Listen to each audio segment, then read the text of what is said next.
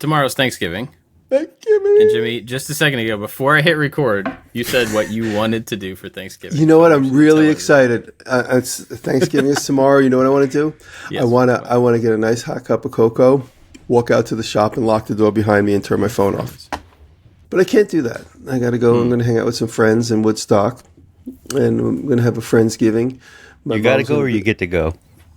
No. I get to go. It's going to be fun. It's cool people. Okay. But in general, the overarching concept is I don't want to do anything. I want to just.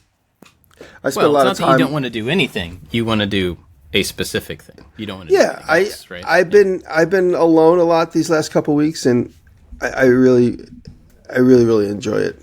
I really enjoy being alone, being able to just constantly think.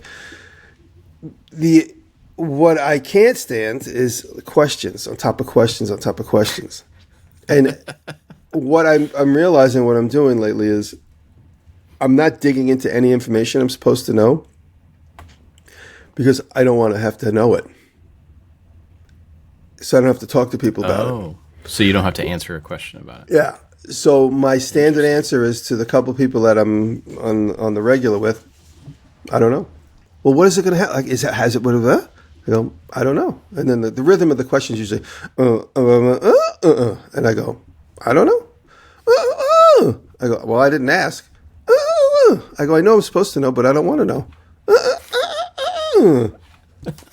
You know what? Why don't you talk to that person? That person has the information. I know I spoke to them a few minutes ago, but I don't want to. Go ahead, you talk to them. I don't want to be in between. That's the conversation I have about 30 times a day. That's a very Charlie Brown Christmas kind of conversation where the other person is just wah wah wah wah wah wah wah. So it's I'm venting a little bit, but you know, when you're in between things and things that are going on, I just don't want to know. So because I don't want to be the carrier of information, because there's like a big game of telephone that goes on, you know. For anything, even yeah. You know, I told you guys what's going on behind the scenes just now, but there's that, and then there's, like a lot about everything that's going on. Just whatever. I don't know. I'm complaining. I shouldn't complain. Well, so, I mean, I can identify with that. I think, you know, yesterday in particular, I spent the entire day by myself. Jenny went to work. Kids are at school. And so I was at home. And I didn't really, like, I did some social media stuff and, like, some, you know, computery things. And then the rest of the day, I was like, I'm in between projects. I need to clean the shop, so I'm just going to clean the shop. So I spent most of the day just moving things and sweeping things. I didn't have music on. I wasn't watching anything. And I just got stuff done. It felt really, really good. But I had this really quiet day of being productive, enjoying the quiet.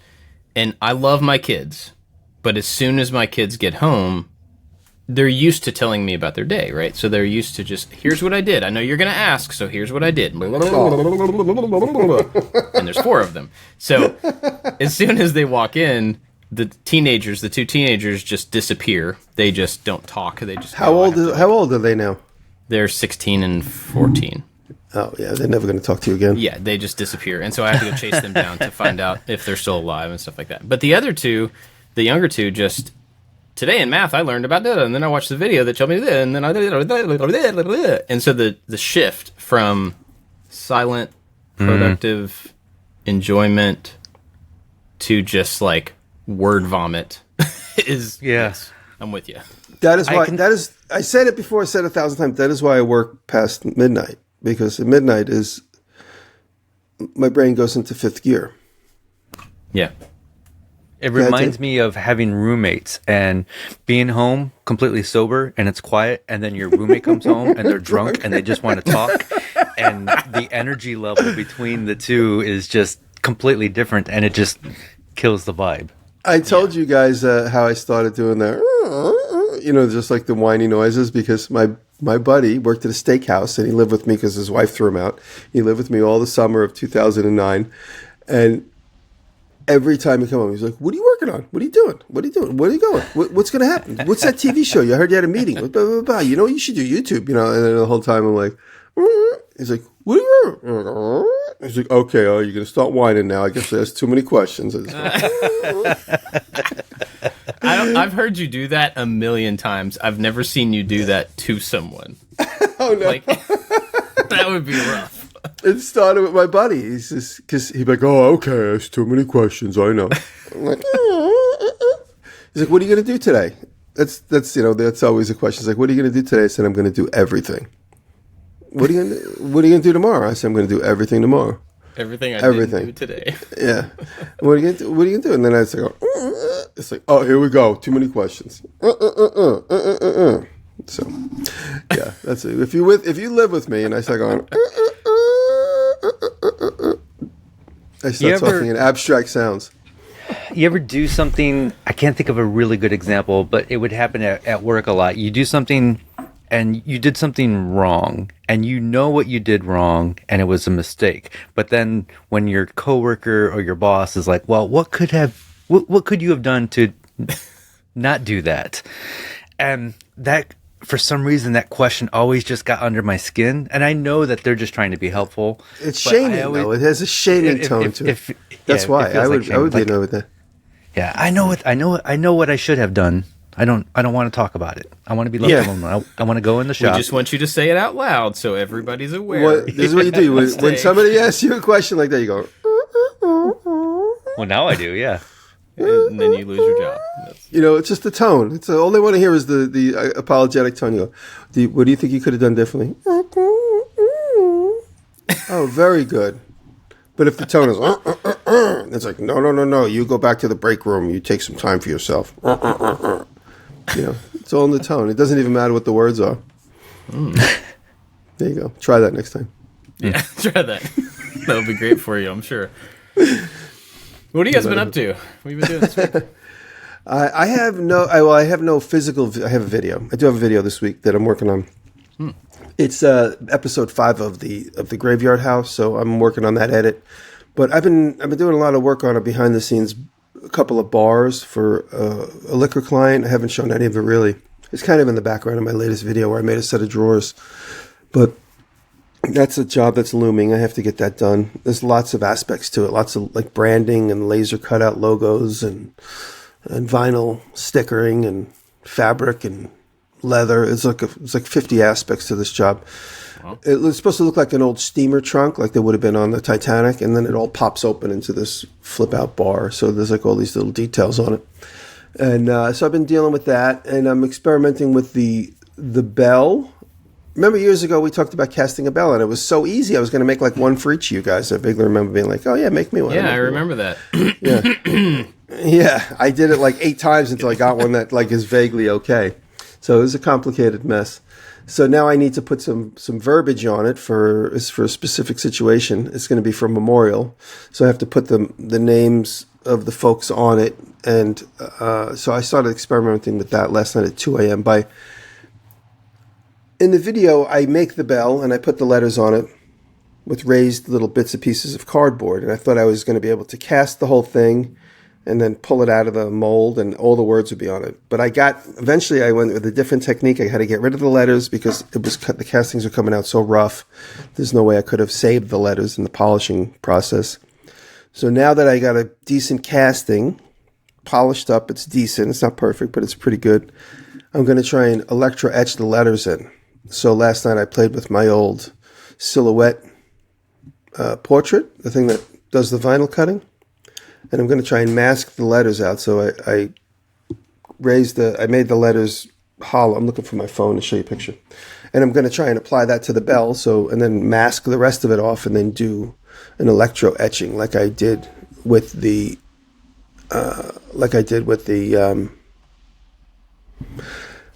hatchet. I'm just zoomed in so I don't show the words, but those letters are only like ½ inch tall.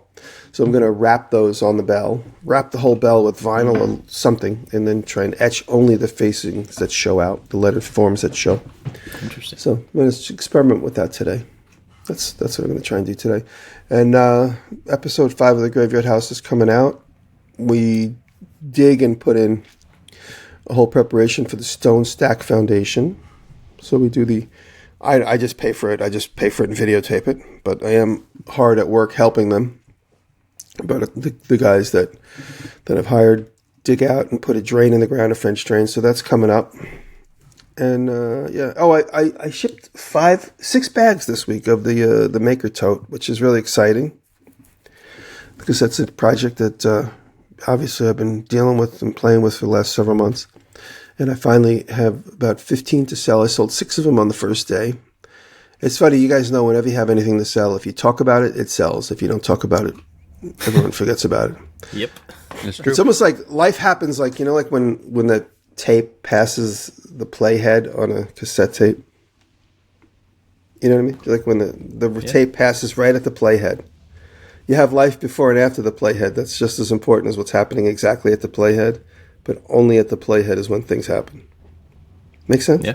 Yeah. It's like very abstract, Yes, but now. Half our audience doesn't know what you're talking about, but yeah. yeah, that's true. That Like, spot is now. Yeah. So that's why when people want to do affiliates with me, I'm like, it only sells when I talk about it, and I'm not going to talk about you all the time. I'm only going to talk about me all the time. That's a truly honest. Yes, you're correct. I don't do much affiliate stuff myself just because it feels like I don't want to sell too many things in a video, right? Yeah. I don't want to turn people away. The only affiliate stuff I do is passive in that I make a list of those things and put them down there, but I never actually push those links, for that same reason. But Yeah. So that's what I've been doing, just a lot of little things. So like I said, I've had kind of a solitude week, which is good because I can get a lot done. But Thanksgiving's coming. so with the bags, I know that you intentionally made them so that they could be easily, or not, maybe not easily, but that they could be consistently assembled by you. Mm-hmm. Has that process changed now that you've done, would you say 15 of them? I made so far about 25. I've given a few away, so I made about 25 so far. So have you changed how you're doing it to make it easier on yourself per one, or did you kind of already get to that? No, I keep improving the process. Setting the rivets is a little cumbersome, and the straps, putting the straps in and out. The leather gets a little scratched putting the straps in. So, but for now, everything's good. Because if the leather gets a little scratch in it, you can kind of use your hand oil and just kind of rub the scratch away. I sold one this week. A couple of people asking for discounts only because they don't have enough money or whatever. And that's fine because I do have bags that are discounted because they're scratched or damaged from the process. Some of them have anomalies in the leather. I put the whole thing together and then there's like a branding mark right somewhere. It's like a cow face, like right there. Yeah. Kinda. And, I know that going in because I'm cutting it apart, but if I don't put it right there, it's like I'd rather get 3 bags out of a hide than 2. I'll make it anyway. Somebody will want it. So one had a little blood stain on it from my fingers are always cracked, and one of my fingers was bleeding a little bit. It's just a little blood drop. It's like enough to convict somebody. It's not. You could charge extra for DNA, though. Well, it's funny because this one guy was saying it, and he's like, he was on the fence. Very nice guy. And we went back and forth, and I sent him a little video clip on Instagram of the bag with the blood spot. I said, I'll give you a discount on this one. And he wrote back, he's like, I know you think I'm crazy, but that's the only one I want is the one with the blood stain. Wow. Because what a great story. Because I'm sure I'll get my blood on it too. So there's a lot. It's been nice too. I've met a lot of people selling these things. And we'll see. And I've talked about it in the past how these companies start with one thing. I got to go get on a train and carry my bag of bags and go from town to town trying to sell them. You should do that. That'd be an awesome video. So I kind of like a great video. I've been watching these videos where I talked about the car companies. A couple weeks ago, I don't even remember the name of that channel, like Big Business or something, where all these car companies started out as just like a tinkerer. And same thing with Rolex. The guy that started Rolex was an orphan that started working at watch companies, and he just said, I want to make a better watch. And then he apparently came up with the name Rolex, just like Kodak is a made-up word. He's like, I wanted a word that sounded fancy. And so he just kept throwing letters together until he came up with the word Rolex. in the turn of the century. And then he's also the first one to say, I think watches should be on your wrist. I mean, he didn't invent that, but he was the first person to be like, I think let's put watches on wrists for good. And he's the first one to make a underwater watch, but it was just some guy that had an idea. I forget his name. It's a German name. But the idea of each one of these little things that I do, which one is going to be the one that's going to be a legacy product? Maybe none of them, maybe everything together. I don't know. It's interesting. It's interesting to be inspired by these big business people that, in 100 years from now, what's going to be the thing? I don't know. Just scratching off lotto tickets, I guess. I don't know. Mm-hmm. No, actually you're not. And the difference there is that you're not hoping for a success with no effort. That's what lottery is. You're willing to trade a little bit of money for potential unknown thing.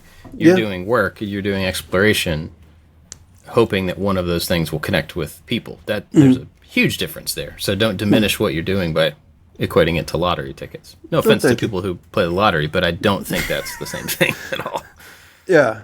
No, I guess it's just because I keep trying so many different things. Sure. Yeah. But it is rewarding. The bags are. It's hunting. It's hunting. That's different than. I think I said it before. So many things are just kind of hitting the mark, like the laser cut boxes, and it's just so effortless. It's just like everything else. It's the culmination of so many things that I learned how to do in the last several years. In the lifetime, there's so many things coming together, branding and technique of laser cutting and just experimenting with leather and so many different things that. I'm not a traditional leather worker in the sense of, you have like Odin Leather who's doing incredible stuff and so many guys out there that do beautiful, beautiful stitch stuff. I don't think of myself like that. Just like the way I don't think of myself as a knife maker. It's funny. I got a random phone call this week and I picked up, I said, hello. And the guy goes, is this Jimmy Diresta? I said, yes. There's your first problem. And he goes, is this really Jimmy Diresta? I said, yes. Like, I always mess with anybody who, no matter who it is, I just they ask a question, I answer it. That's it. I don't elaborate. Yes. I always save that to the end of the call if it gets too wordy. And he says, I go, he goes, do you sell knives? I go, I don't sell. He goes, I called you, I found you online because I want to buy a knife. I love the knives you make. I said, I make the worst knives on YouTube. Why would you call me? And he goes, no, really, I really like the knives you make. I was like, I'm the worst knife maker. I don't know what I'm doing. And we got into a little conversation. He found me on Google. And I said, I make these knife blanks, so I can send you a knife blank, and then you could make your own knife from that. And so that was how we came to a compromise. So I'm going to send him a knife blank. But it was funny, like there's a person telling me that I'm a good knife maker, and I'm not a good knife maker. And then, sometimes they like the passion that you put into it and the effort and the years of skill that you build up. And it might not be about the quality of the end product. It might be where it comes from. That's really cool. Thank you. I like that. It's also relative positioning, right? So like, I can't think of a good example. Sewing.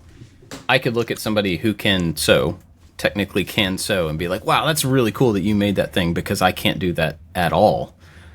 That person would look at someone who has a lifetime of sewing and be like, I'm a complete novice. I don't know what I'm doing compared to the thing. So it's relative, right?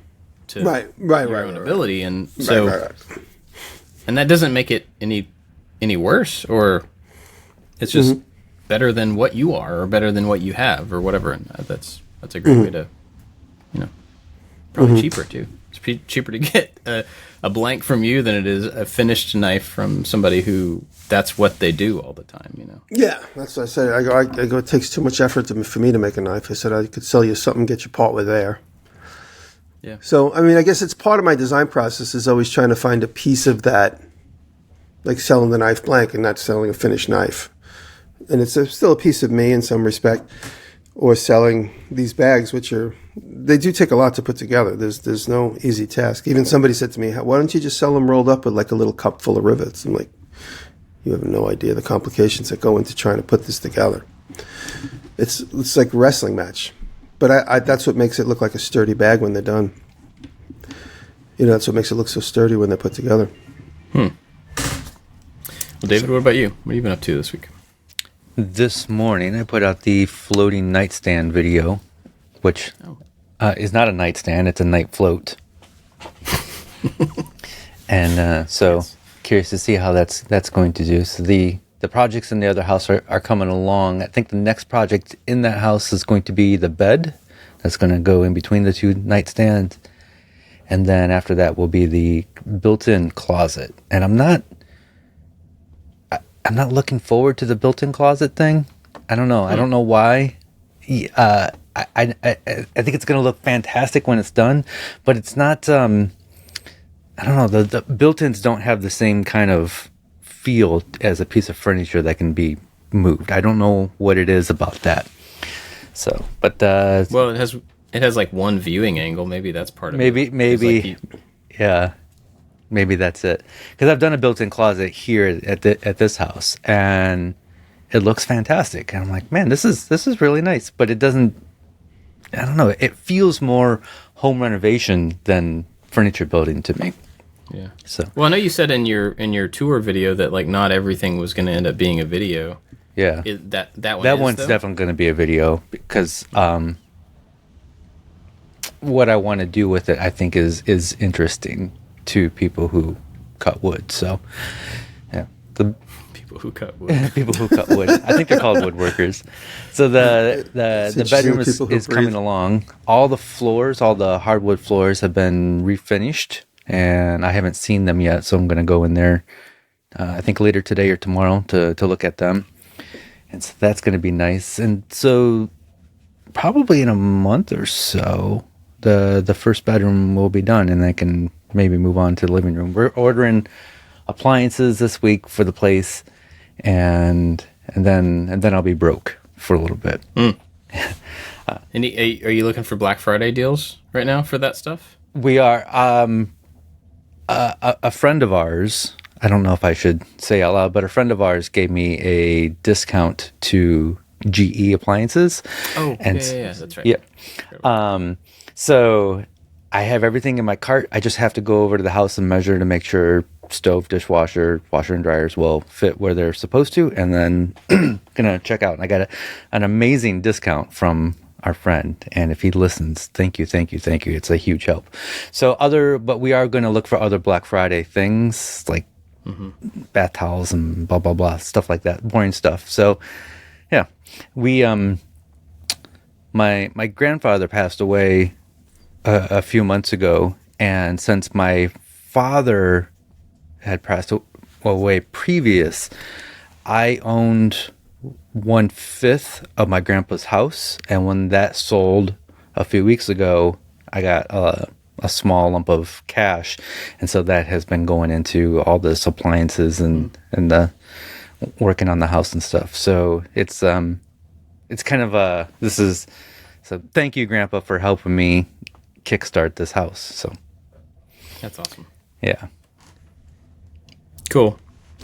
The reason I was asking about the Black Friday stuff is because I'm planning a basement renovation kind of thing probably after the new year. And I started this list of all the different things that I want to do or try to work into this room. I'm trying to make this big room for my kids to just have a hangout room. They're getting older, into different things. And so having the younger kids' toys in one place is one thing, but now I want to have a place that's not toys. It's for hanging out, being a teenager and stuff. So looking at that room, I started this list of all these things that it'd be good to have one of these and be good to have one of these. And they want this and whatever. So yesterday it dawned on me that a lot of stuff like that is cheap right now, or cheaper. Mm-hmm. So I went on to Amazon and I'm looking at Black Friday deals and found all of the stuff all the electronic stuff that I was going to put in there. I found at least 20, if not 25% off. And so even though I'm not ready to do the thing and I wasn't really looking forward to spending that money, it's cheaper to do it right now than now it will it's the be. time. Yeah, I have or so. My brother came up. We bought a couple of Wen tools a few weeks ago. It's like like the cheap Harbor Freight type of tools, Yeah. and they were really good. And I was quite happy, quite pleased with those tools. And so my brother said, "Hey, you should do a whole video of all Wen tools." And so since I'm building a budget-friendly shop over at the other house, I thought, well, I'm going to buy a whole bunch of Wen tools. And so we're going to do a video of just nothing but Wen tools. I have no affiliation with them. And so they're all in a cart right now, and I'm waiting to see if there's like a Black Friday sale that happens where the cart price will go down. So, yeah, that's a good call. yeah. If not, I know I get emails from Vevor or Vevor. Oh, or, yeah. how you say the name. Yeah. Like every other day. Hey, we have a meat slicing machine. Would you like one for a review? Or, you know, Oh, yeah. I want one they of those. sell everything. So you might be able to just hit them up and be like, hey, I need all of these tools for free. And they'd be like, okay. Yeah. I do need to make an apology. Last week, I did the summon Google thing where I'm like, hey, and then said the name of the thing. And I set off a couple people's Google Homes. I apologize to everybody. That was not appropriate. And then... Also not a big deal. I've had people yell at me for... I mean, honestly. I've had people yell at me for doing that same thing to the Amazon stuff because I've made videos about it. Like, I made a finger that would trigger the, Glowforge from the Amazon device. And I talked about it a lot in there. And people got so mad. And I'm like, I mean, it's like it didn't cost you anything. It didn't hurt anybody. It didn't, calm down. But, yeah. Still wasn't on purpose. I get that. But it's funny because I remember you saying that last week, and as soon as you said it, my brain went, uh-oh. Yeah, yep. Because I've done that many times. Let's see. For me this week, so like I said, I've been not designing, but trying to come up with what's going to go in that room. It's like right next door to where my office is. And also what to do with the stuff that's in there. Like, there are several things in that room that we just have that we don't need, but they're big. And here's a conundrum. And I think I probably know how you guys will respond to this, but I'm going to go ahead and ask anyway. So I have a piano, a player piano, and I think, Jimmy, it's the same one that you have or had. I think we talked about this. I still have it. It's in storage, yeah. So I have this player piano that was in my grandmother's farmhouse when she was a kid. So that would have been the 1920s probably, and they got it used, at somewhere. And so I think it's from the 1890s. I'm pretty sure. I looked it up one time, and it's been a long time. Wow. It's a player piano that has been in the family. It, moved from the farm to a house and ended up here. My grandfather completely restored it. He stripped it all down and refinished the outside of it. He made it electric so that there's an electric pump in the bottom of it that runs the mechanism, so it runs. When I was newly married 20 years ago, they brought it down to Savannah. This thing weighs 700 pounds, 800 pounds, something like that. They brought it to Savannah, moved it up steps into my house. Then the next year we moved into another house. Then 5 years later, we moved into another house. And then 9 years after that, we moved here and we brought it back. So this thing has seen the world and Wow. It's very heavy. It also has a crack in the soundboard, so it cannot be tuned correctly. It cannot be perfectly, yeah. tightened fully because it will continue to Break. crack this cast iron block that's inside this thing. So... And also, we've been given another piano. Like, when we lived in Savannah, our friends were moving, they gave us a baby grand piano, which was not in perfect shape or anything, but it's a great piano. And it's the one that we all play. My kids have learned on it. It's upstairs in the house. This one's in the basement because it weighs 1 billion pounds. So, setup complete. We have this giant, heavy, non-tunable piano in the basement that nobody in our family, as far as I can reach, wants this piano. Nobody has any interest in it. We don't need it in our house. What do you do? Give it to a fan. Like, What is the email address to reach? oh gosh, Take home Bob's computer at gmail.com. No, send emails to Jimmy. It's a weird thing because I know we've talked about, kind of heirloom type stuff before and family things to pass down to people and stuff. And it's one of those things that I hate to get rid of it, but I don't play it. I won't play it. It's like a step and a half flat, and it can't go, so I can't play with anyone. It's not like I can sit down and play it next to somebody on guitar. They just work. Player pianos is so intriguing to the maker people. Yeah. The one that I have it's in the back of one of the shops. It's all covered with stuff, but I've been thinking about pulling it out to maybe put it in the graveyard house eventually. But every time I've had it out, which has only been 1 or 2 times, I had it in the foyer on a forklift. We pulled an extension cord out and turned it on. Every time we pulled it out, everyone's like, "Oh my God, that is the coolest thing!" They want to see all the mechanisms. It's fascinating to watch. Yeah. So maybe donate it to the First Builder or Makerspace or someplace where there's plenty of room. People could look at it, be inspired to develop mechanisms based on it. It's the type of thing that sparks so much curiosity. Somebody has one that's broken, so old, and they need a part, and they're going to want yours. I mean, so maybe throwing it up on Craigslist. Yours still works, bro. Even though it's out of tune, yours still will do the player part. Yeah, it still plays. I've got an entire box of rolls too, like tons of music for it.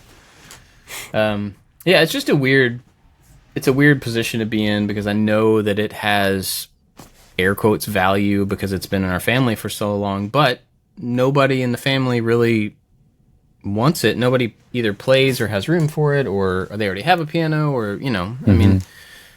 And then the flip side of that is it's just a thing. It's just a thing that was made by somebody one time, and somebody bought it for their kid or whatever, and then it's just still around.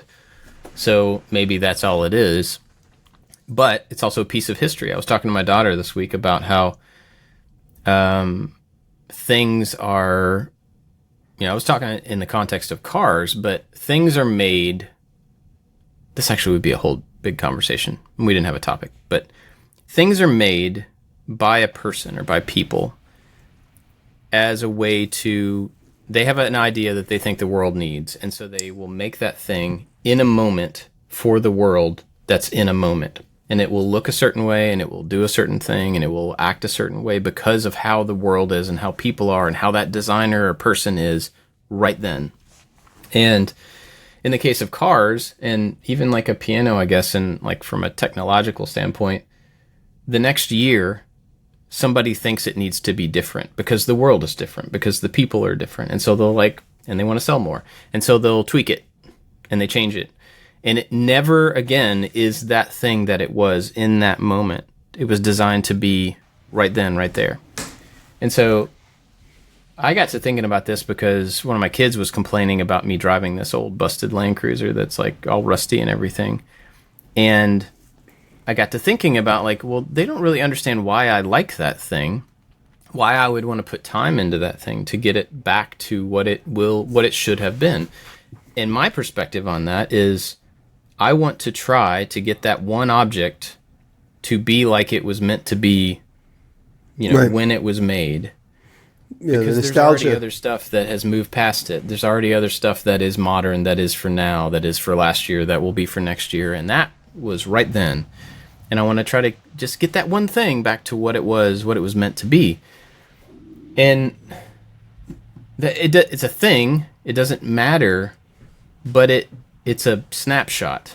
Yeah. You know what I mean? Yeah. It's a snapshot of that. I'm 100% in concert with you on that. That's why I love old things, because it represents that exact moment in time. Yeah. Whether it's technological or style or fashion or inventiveness, that object was made at that moment. It's like sticking a pin in that space and time, in the time continuum, because everything after that is better than that. That thing that represents the technology right there. It also had a huge impact on structuring copyright laws, because I believe some of the first legal copyright issues started with player pianos. I don't have all the facts, but I know it started something with player pianos, and where do performance rights go, and it kind of shaped copyright law. Yeah, that's interesting. Crazy. I had no idea about that. Talk about So- representing a moment in time. But have you guys seen this thing that's been going around? It's been sent to me like 3 times because it's so clever. The guy's starting a tractor, like a tractor that's probably 100 years old. He does a couple things to prime the engine with diesel fuel. Then he puts a shotgun shell inside of like a tube. And then he lights this thing and sticks it into the front. There's like a wick, and then he tightens it up into the front grill area. And then he takes a hammer and he hits the end of the cap that holds the shotgun shell, and that starts the tractor. Oh, wow. Whoa. That was the best That was the meant to best do that? technology at the time, yeah. The shotgun shell probably just has like a charge in it. It doesn't probably have any bullets in it. But the idea of this is the best technology at the time, and it's so bizarre but clever. Instead of you out there cranking this thing, you stick a shotgun shell, but you have to do all this priming stuff. Then you got to light a wick, and the wick is like lit as he sticks it down into the engine, which must be part of heating up the glow plug, I guess. That's I don't know. But that was the best technology at the time, but it's still so clever and so interesting. It's we just hop in now and push a button. Yeah. So anyway, that's the piano scenario. I'm trying to figure out what to do with that. If anybody has any ideas, let me know. I would love for it to go to a place or to a person that would like just, they want the dressing of it, or they want it to be able to play some kind of honky tonk, because it has that sound to it, just like in the background of some cool restaurant or something. Like I would like it to be in use. I don't want it to just go to a landfill. That's a waste. No, you can't. An object like that, you either. can't. I don't want it to. It's taking up space. I'm at a point now where I'm realizing, I've realized this before, but I'm currently realizing that for us to be able to change the things that we want to change in our house, some things have to go to make room for those things. So this is one of those objects that it has to go. But anyway. Bob, is there anything besides this basement renovation? Are there any big renovations in your house that because I know you were using that for video content for a minute. Is there any other big projects? I mean, we have our master closet is like a walk-in closet that's been on the list for a long time. I'm trying to figure out how to make that interesting, Yeah. And I think it would be helpful for people, anybody that's in a similar situation of like a reasonably small walk-in closet. What do you do with a lot of stuff and everything? There's that, and then I think everything else that I would like to renovate is outside now, pretty much. And that's a tough one because I don't really like the front of our house needs a complete makeover, but I kind of don't want to make a video about the front of our house and then put it on the internet. You know what I mean? Something, I don't know, something kind of strange about that. I can't really figure out what it is. Our backyard, exactly what I would love. Well, I know exactly what it is, but I was driving down your dead-end street and I recognized your house. yeah. The backyard, I think, needs to be, redone with like some pavers and like some stone steps and stuff like that. So, but other than those things, the basement is like the last big room, I think, that could be completely made over. And I think it will be really cool once we're done with it. But it's also I guess the honesty of it is it's also kind of a last gasp of my kids are getting older. They're on their way toward college and leaving, and this is a room that I can try to hold them here while they're here. You know what I mean? Like give them a place to be, to do some, and so I'm trying to make it not a kid room. It's like a kid, like a teenager room.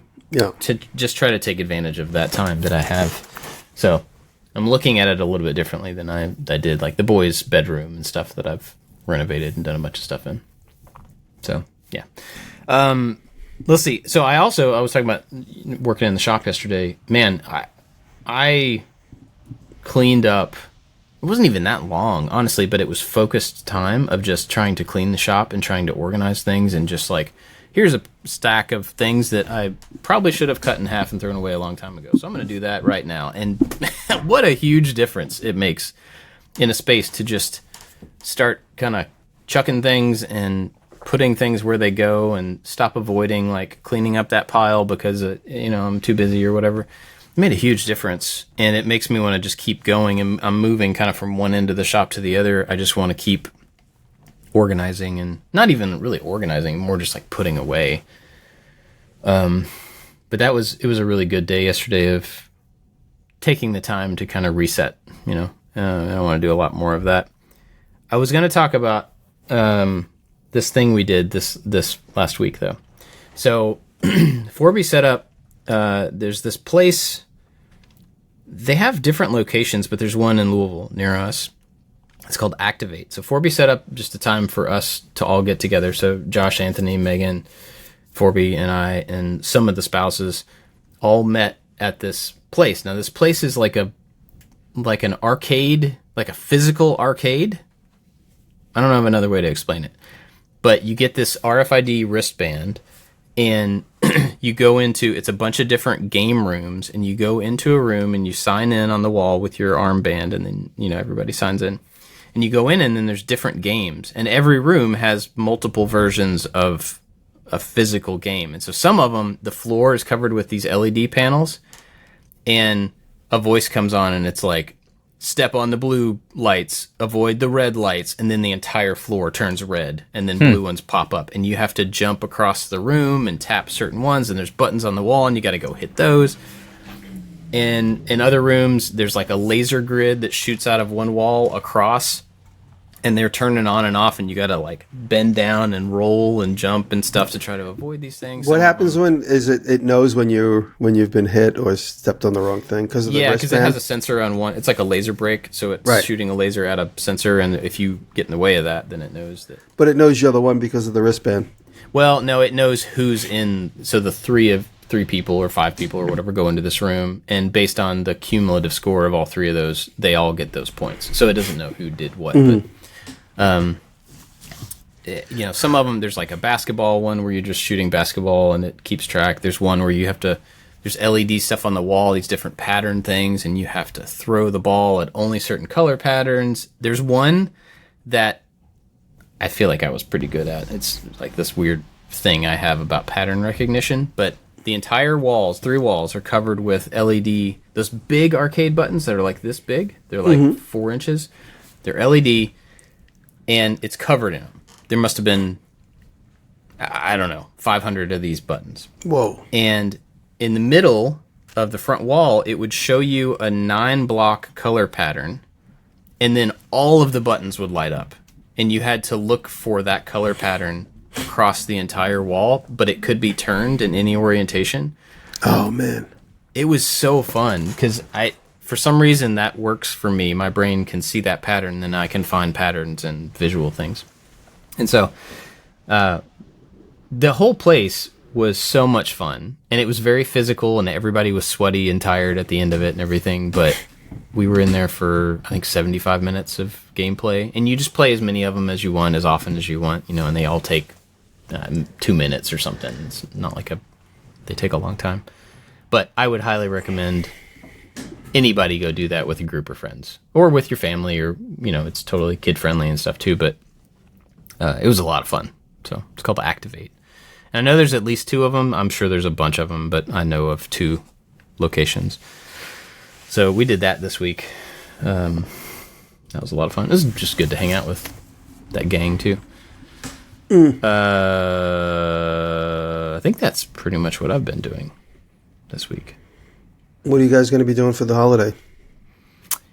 We are hanging out with my sister's having everybody over. So I have an older brother and sister, and all of their kids and us and my parents. So we're all just getting together for dinner, hanging out.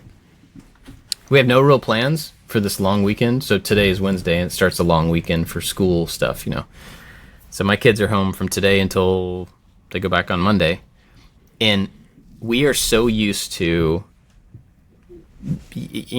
every day is like at least one soccer practice. Somebody has piano, somebody has so-and-so club after school, somebody has band practice, and there's so much overlap, and we're just constantly my calendar is extremely important to keeping track of where everybody's supposed to be.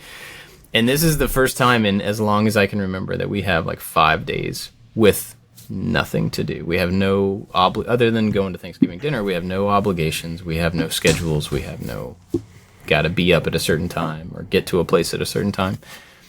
It's kind of weird, honestly. It's just something we're not used to. So, but I'm kind of looking forward to it. Next few days, we're just hanging out.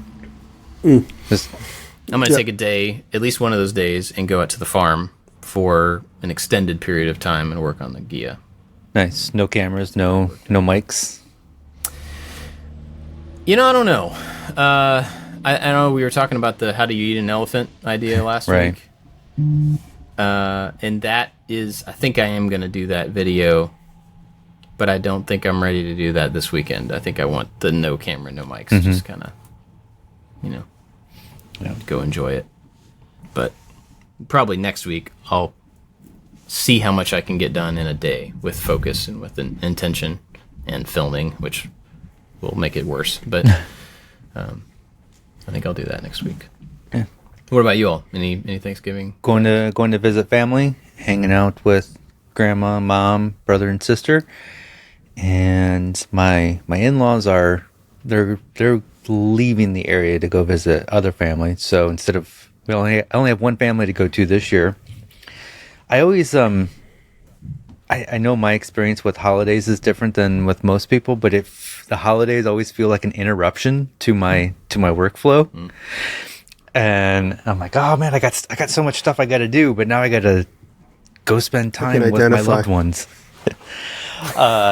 And I appreciate all my loved ones. And I do appreciate the breakup in the routine, which is, I think, necessary for me.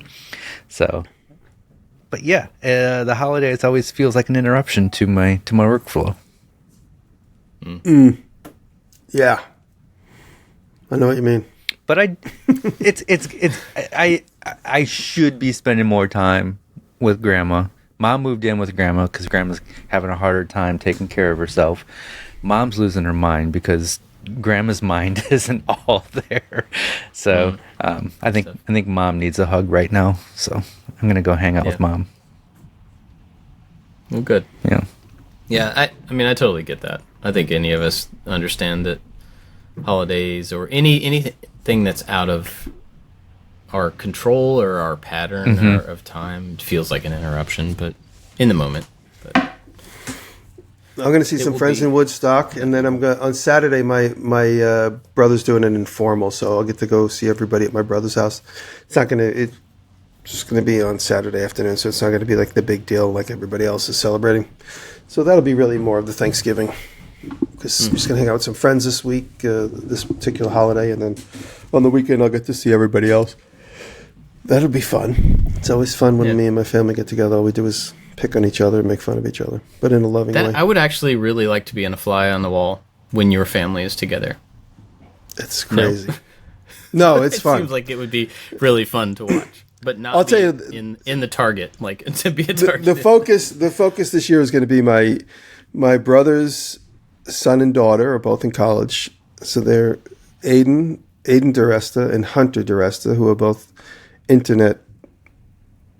They're both on the internet, and they both want audiences. Hunter's a very good-looking TikToker, and so she's getting all types of offers for makeup and clothes. And then her brother, my nephew Aiden, who's about 20, he's in college, and he's developing this whole comedic style sense of comedy. He's very good at it. He's really good. He's really good at interviewing people, and he's fearless, which is pretty funny. He's kind of got that whole thing going on. He's trying to find his way on YouTube and Instagram with that. And then my sister's son, who's the same age as those two guys. So all three of them will be around. So I'm sure the focus will be on them, seeing what they're up to. They're all first and second year of college for those three. And they're like best buds, all three of them. So we'll get to see what they're up to and the content they're creating. My sister's son is more. I think he's more into business, but what intrigues me about him, he's also like a closet musician. He plays the trumpet and plays a few instruments, but he doesn't ever show that. But he's very good at it. So so that's. I think he's taking some music classes as well in college, but he's going to be focusing on business. So you be curious to see what those guys think of their first year. One is the second year. And I get to see my mom, and I might be able to go see my dad. I don't know if my dad's going to be able to make that, but we'll see. Yeah, so that's it. I'm looking forward to my mom's cooking. She's such an amazing cook, and I'm I live with a vegetarian, so there's not a lot of huge meat meals in our house. If so, it's meat cooking, and so I'm definitely going to enjoy some really good food. I don't think we're having turkey. We rarely have turkey for Thanksgiving. I think we're having ribs, and that's getting hungry just thinking about it. That sounds good. We had spaghetti one year for Thanksgiving, and that was nice. So your family has Italian lineage, right? Yeah. On that's my So, dad's I mean, side. I'm going to my mom's side, but yeah. Gotcha. Yeah. Okay. Yeah. Yeah. My non-Italian family for a couple of years had spaghetti for Thanksgiving. Cool. Yeah. I mean, spaghetti's good. Spaghetti's good, where you yeah. come from, honestly. Well, so I was just, we were talking about the kind of Thanksgivingness of before we started recording, and this last year, I don't want to do like a big I'm thankful for this, what about you kind of thing. I'm just throwing this out there because it was on my mind. So this last year has been a lot of change for me business wise, and the last year and a half had been pretty rough, and so a lot of the changes were very difficult personally, and there's a lot tied up in that stuff, dealing with my friends, having to just change all of the stuff around my friends and the business and how all those things relate. And it's been hard. It's been a lot of wrestling, a lot of stress for me. But the thing I want to get to is that I'm actually looking back now. I'm incredibly grateful for how those changes have happened and how things are right now. I'm really grateful for the fact that everybody that I've worked with over the last couple of years are now doing awesome new things and are all thriving in their environments and are all still close to me. And, I'm thankful that even though change can be really difficult and really hard to get through, sometimes it can end up being the thing that is the best. It can be the thing that actually gets you to the place you need to be rather than keeping you somewhere you shouldn't have been. So I'm just really thankful for hard changes, and that the hard changes are not quite as hard as they were. Yeah, it's always hard in the moment. Yeah. It's always, I say it all the time, it's always seems so difficult in the moment. Then when you look back, you're like, oh, that's what I was so broken up about, or that's what I was hanging on to. My friend Rachel always says, if you don't let go, you're going to get dragged. And it's pretty interesting how she puts it. She's very spiritually in tune, and she says, if you don't let go, you're just going to get dragged. So she's like, do you want to be dragged, or do you want to let go? Whatever that is. Obviously, that's to be interpreted personally, but don't get dragged. Yeah. It's pretty heavy when you really start to think about it. She says it often, and it definitely hits a spot with me sometimes when I hear it. Yeah. I found, over the last couple of years that a lot of times my solutions to, and this goes exactly with what you're saying, my solutions to problems were actually the problem. My solution to trying to continually fix or trying to continually manage something or come up with a better way was actually the problem, when I should have just let it go. I should have not been dragged. I should have just been willing to take the small hit of letting something change rather than trying to force it to stay the same. And that's a hard lesson to learn. It's a hard way you have to go through something. You have to go through an unwanted change to realize that you really wanted that change, and you really should have just let it happen a long time before. And so that's where I'm at now. Looking back, I have that hindsight of like, oh wow, man, I was gonna hurt, I was gonna stress either way. I should have done that a year earlier. You know what I mean? I should have gotten that thing that was inevitable out of the way so that I didn't have to hurt and stress for as long as I did in all the ways that I did and whatever. And, you know, timing is perfect. Everything works as it did, and it's all good. But I'm just grateful looking back for how things are right now in this particular moment. Yeah. So, yeah. If we're spiel. Yeah, if we're talking about thankful, I'm thankful for the fans. I made, you know, you guys and the fans. I don't want to get emotional. Oh, hold on. This is me getting emotional. You cough instead of cry.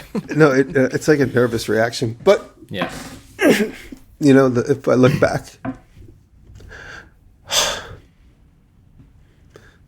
the last 12 years,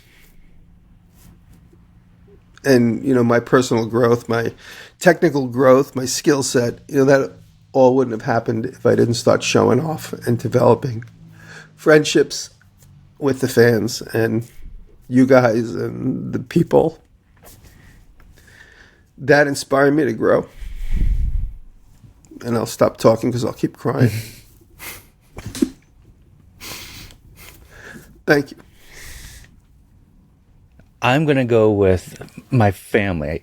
I know I probably sound a little ungrateful a little bit ago saying, you know, Thanksgiving is interrupting my workflow, but I have the most crazy supportive family, and not all of them has understood how I made my living, but they've always been supportive. My mom, she's always sharing my stuff.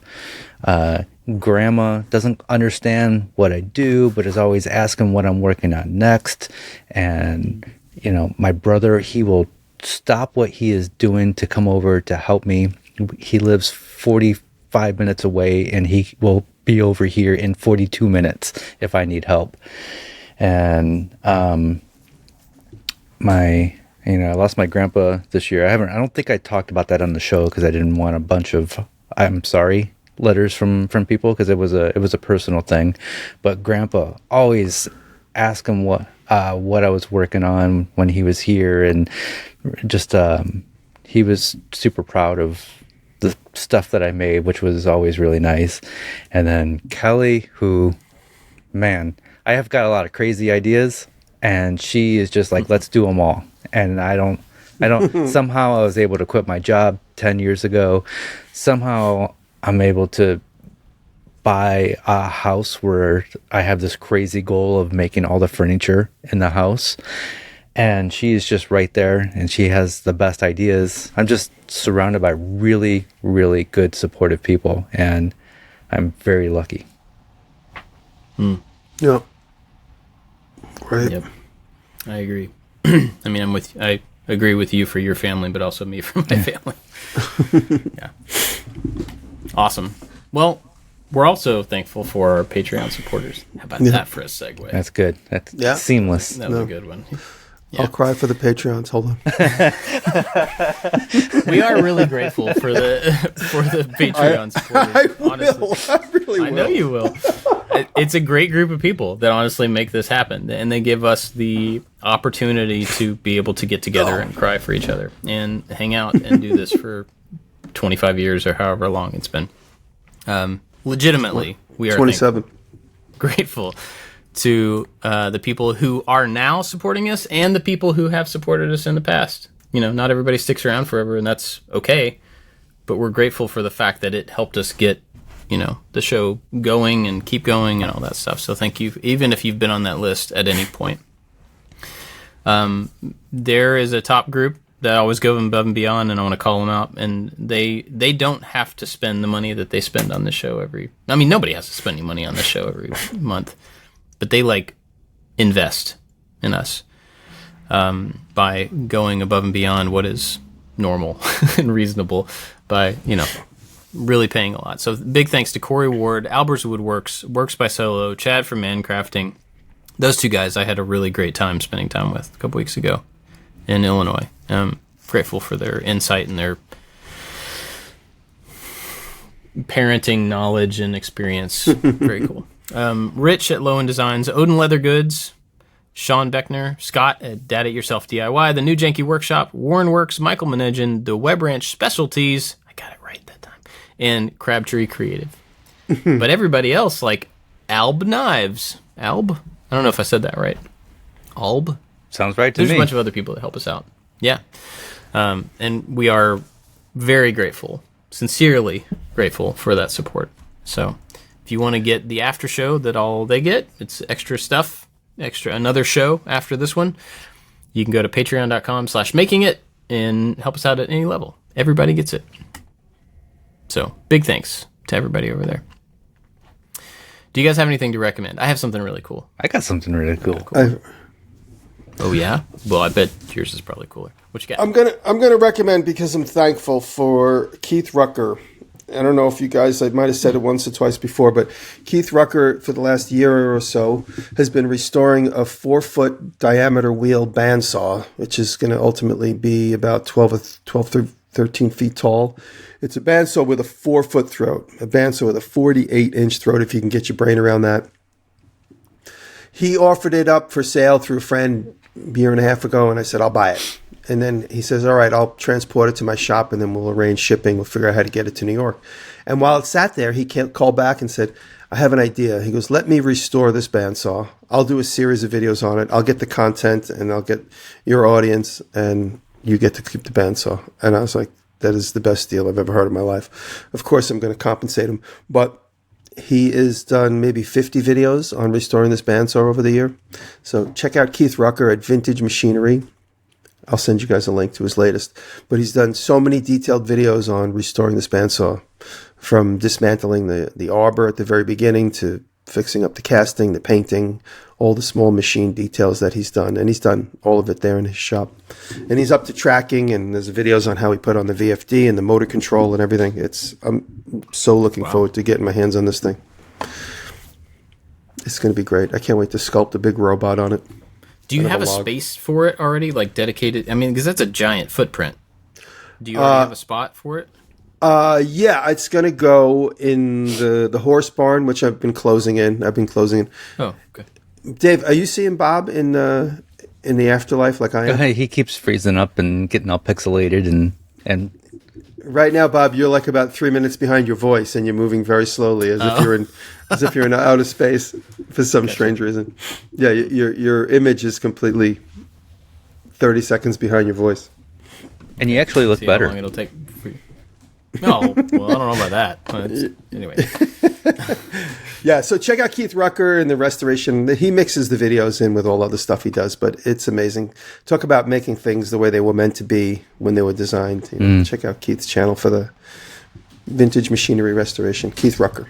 I don't I've got a bunch of vintage music gear, but I've never been into the vintage tools. I don't know why that didn't transfer over for me.